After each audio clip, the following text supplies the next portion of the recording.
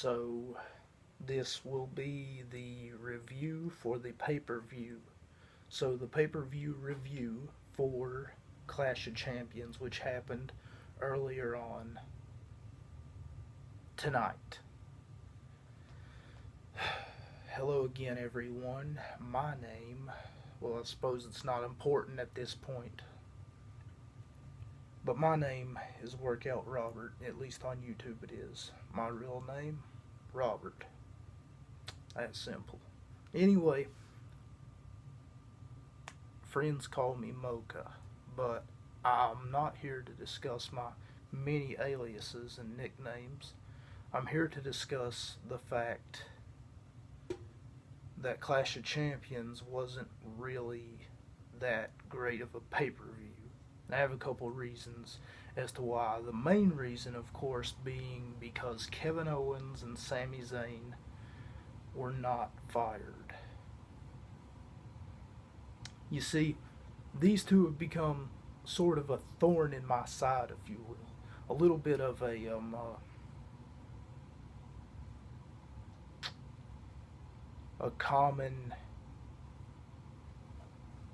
common cancer in the world of wrestling or professional wrestling today. And there's nothing funny about a guy that comes out looking like a 80s paper boy and keeps saying check, check, check, check. As a matter of fact, that gets annoying. That's not funny. That's not entertaining. That's just plain. First off, it's weird. Second off, his finishing maneuver, the Blue Thunder Bomb, in case you don't know, in the 90s, how do I put this? A man by the name of Val Venus used to use a similar move. Sami Zayn is not original. And I discussed in an earlier video, and I'm not going to run this down again, how the Helluva Kick is not a clever pun on a hell of a kick because he spells it wrong. What a fucking dumbass. If you're going to use a pun, try to spell it right. Anyway, you're not Becky Lynch. You're not the guy who comes up with puns. That was Becky's job. Whenever she first joined the WWE, she made a whole lot of puns, and they were much better than anything that you could come up with.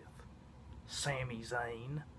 Oh, and earlier tonight, there was this Olay chant started, and I've discussed this in an earlier video. What exactly? Why? Why with the Olay chants? They're not relevant. Okay? He's no longer El Ginkgo or El Fucko or El Chinko or...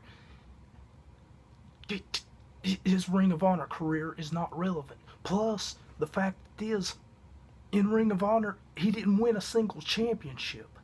In NXT, he didn't win a single championship, and he's been in the WWE for what? 5 years? He hasn't won a single title. He hasn't been number one contender for a single title. As a matter of fact, he's never even been in the title picture. He hasn't won Money in the Bank, Superstar of the Year, Breakout Star of the Year. He hasn't won a Slammy, which I just ran through all the Slammies he was eligible for, which now the only one he's eligible for is Fuckface of the Year. That's a good one. Kevin Owens. We've talked a lot about Kevin Owens, so I'm going to skip that part because it's just going to take up a majority of this video, which was supposed to be a pay-per-view review. Overall, the pay-per-view had some great matches. At the same time, it had some crappy matches. One in particular. Because it had 3 of 6 people who were really good. But only 3 of 6 people who are good that doesn't make a pay-per-view match any good at all. AJ Styles defended his World Heavyweight Championship against, or his WWE Championship, excuse me, against Jinder Mahal. And he came out victorious in what was a great showing. 5-star for performance on both men's part. Both men put on an excellent performance. And in turn, it made the match all the while worth watching. Congratulations, AJ. Charlotte Flair picked up the victory off of a submission maneuver known as the figure 8 off of Natalya. Match really wasn't that great. The best part of it was seeing Charlotte do the moonsault. The Usos. Them Usos are hard to contain.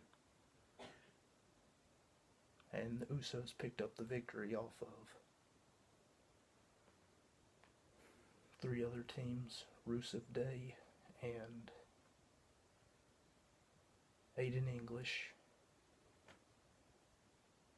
Sheldon Benjamin, and Chad Gable.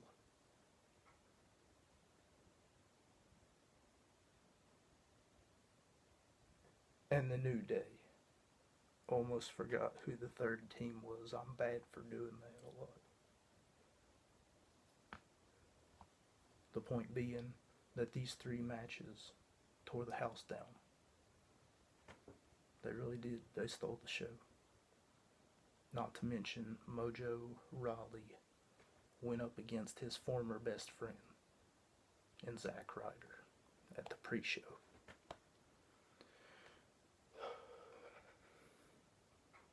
But the one match,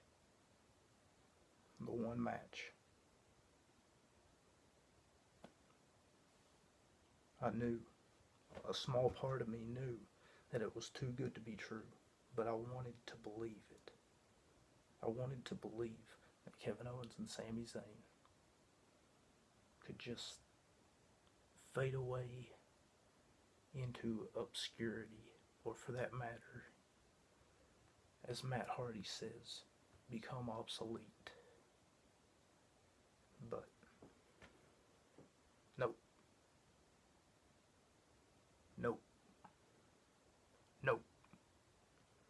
See, if Sami Zayn and Kevin Owens are going to start the yep movement,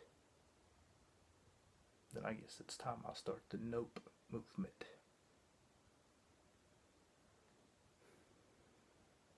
Thank you all once again for tuning in to yet another episode of, I don't name the show the